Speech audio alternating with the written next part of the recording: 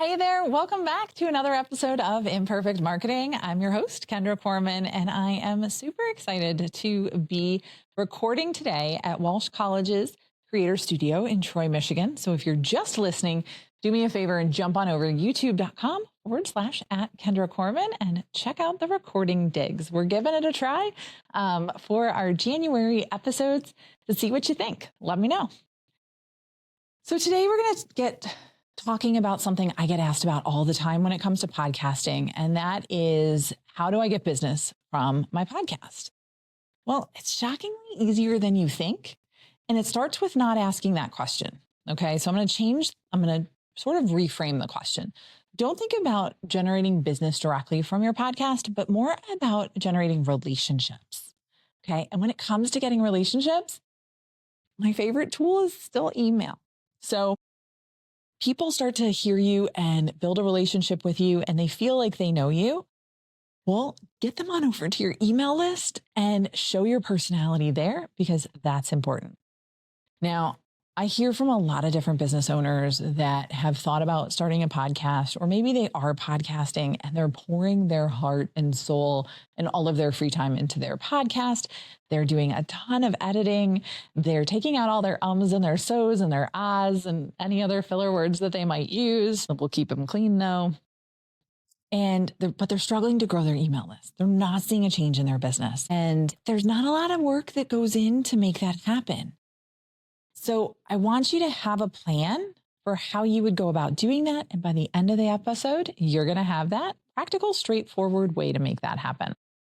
And it's probably a lot simpler than you think. And it's like, I keep feeling like I'm an official newscaster here. Okay, so let's go ahead and talk about something important. Your podcast listeners are already some of your warmest leads. Why is that? Well, because they feel like they know you. They see you, they hear you, they can hear your intonation, they hear your jokes, they feel like they're having a conversation with you. I love to imagine that I'm having a conversation with somebody and just sharing with them about whatever my topic is. That really helps me be able to connect with people just a little bit more. And that's how your listeners feel. They feel like they know you, right? And that's part of the benefit of video, right? That's why YouTube's so popular. That's why YouTube's such a popular podcast platform. So again, they are spending time with you. That's some of the most valuable things that you can get from people is their time. Why not spend just a little bit more and get into their inbox to be able to share and build more of a relationship? Now, again, this is very different than someone that just stumbled across a post of you in their feed, or stumbled across your website, or happened to hear your name in passing. This is a quality relationship. They're already spending time with you. Now, I actually have had clients and people join my boot camps and other courses because they were a loyal listener in my podcast. And when we get to the Q&As, they're like, I feel like I already know you, and this is really the first time we've met. And they feel like they have already known me because they listen to me and I'm talking to them on a regular basis, just like I'm standing here talking to you. Now, here's where people get stuck. They think they need to create complicated lead magnets, fancy PDFs, all these other things, right? Sometimes the best lead magnet is just a well-organized landing page. You do not have to overcomplicate this. You do not need to create a lead magnet for every episode or have every episode tied to a specific lead magnet. Okay, if you're launching an online business or an online course or something specific during a certain time of year, you can tie that in, feel free. Don't overcomplicate it. Don't sign yourself up for more than you can deliver. Lord knows, been there, done that. Have the t-shirt on that over here. Think about creating a simple landing page. Maybe it's a blog with the follow-up steps. Maybe it's just in the show notes that they have access to the information that you want to send them to. There's a million different ways that you can do it. And then you can send them to more information and they can sign up to join your email list and get more information about that topic. So think about creating a simple landing page, right? That brings things together. Maybe it's the tools and resources that you mentioned in that episode. Add a few bonus resources that maybe complement what you discussed. Make it exclusive to your podcast listeners and put it behind an email sign up. It's really easy to do that. It does not have to be overcomplicated. But if that's too complex for you, again, email sign up form, welcome email that just has what they signed up for in it. There's so much that you can do and keep it simple. And again, the key here is to keep it simple. For example, let's say you're doing an episode on social media strategy. Your resource page that you give people access to might be your favorite scheduling tools. Maybe it's got a comparison of what those scheduling tools are. Maybe some templates that you use for content planning. Maybe it's got a link to some Canva templates to create carousels or reels or stories or something along those lines. Maybe a list of your go-to content creation apps. Like for me, I would list Claude.ai and Canva and Riverside.fm for all of my video clips, that type of thing. Maybe you even give them a bonus tip sheet about the topic. It's so simple and so easy to do. I have gotten so many leads and so my email list has grown so much just through my podcast and just through sending people to get free resources from the different episodes and what I'm talking about. And I even tell people, hey, you can get all of my freebies at kendracorman.com/freebies. That's it. It's super easy. Or you can go to kendracorman.com/tools and see all the tools that I use for different things, especially if like you're a podcast host. Now that one's not behind the scene, behind a sign up wall, because again, it just depends on what you're trying to do. But all of the freebies, you can see all of those, click on whichever ones you want, and then get those welcome emails with those resources. Again, your call to action with something like this can become really, really simple. Again, head to whatever website /resources to get all the tools and tips we discussed today, plus some bonus resources that I put together just for you. So you can do so many different things with just a simple landing page. Do not overcomplicate this. Now, speaking of calls to action, let's talk about when and how to present them in your episode.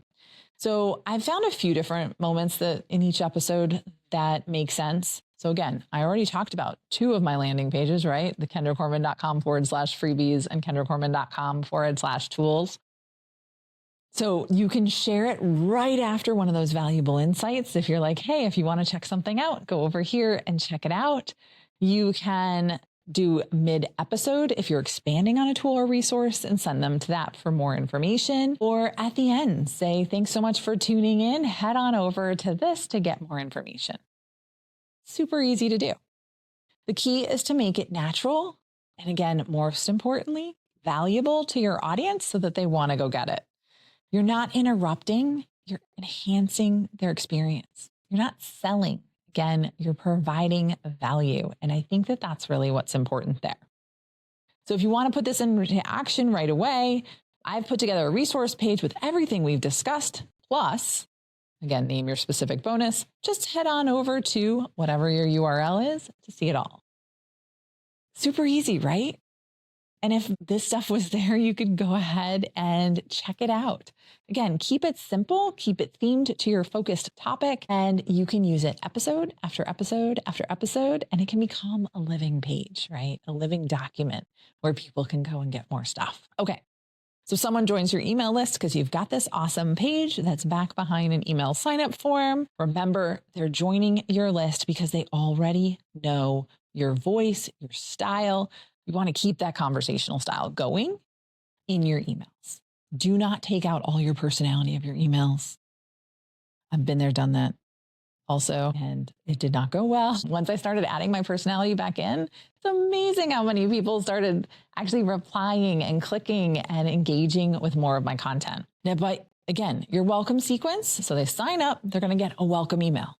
It can be just one email. It can be 3 to 5 emails. Just depends on what it is that your goal is with it and how quickly you want to move them to your weekly email. So again, a warm welcome that acknowledges, thanks so much for signing up for my podcast, quick access to the resources that they signed up for, and this has got to happen automatically, and a glimpse to what they can expect from your emails, maybe a question that invites them to reply and connect. That's really valuable and really important. So let's go ahead and wrap this up quickly with 3 simple steps that you can take this week. I want you to think about, what would your simple resource page look like? What would the website have? And if you already have a podcast, what are the resources you're going to be sharing in your next episode? And can you outline that and give them some really valuable information? Write a clear, straightforward call to action for you to read in your podcast and put in your show notes and your YouTube description. And then set up a basic welcome email, just one email that delivers them access to what they're asking for. You don't need to overcomplicate. That is the biggest mistake I see from everybody, is trying to customize and provide so many different things on a regular basis. So start simple, test and see what works for your audience. Marketing is not a perfect science. That's why this show is called Imperfect Marketing, right? It's about moving forward, testing and experimenting. I would say like 60% of marketing is experimenting and learning from there, and build from those learnings. Thanks so much for tuning into another episode of Imperfect Marketing. I was so glad that you spent some time with me today. Until next time, have a great rest of your day.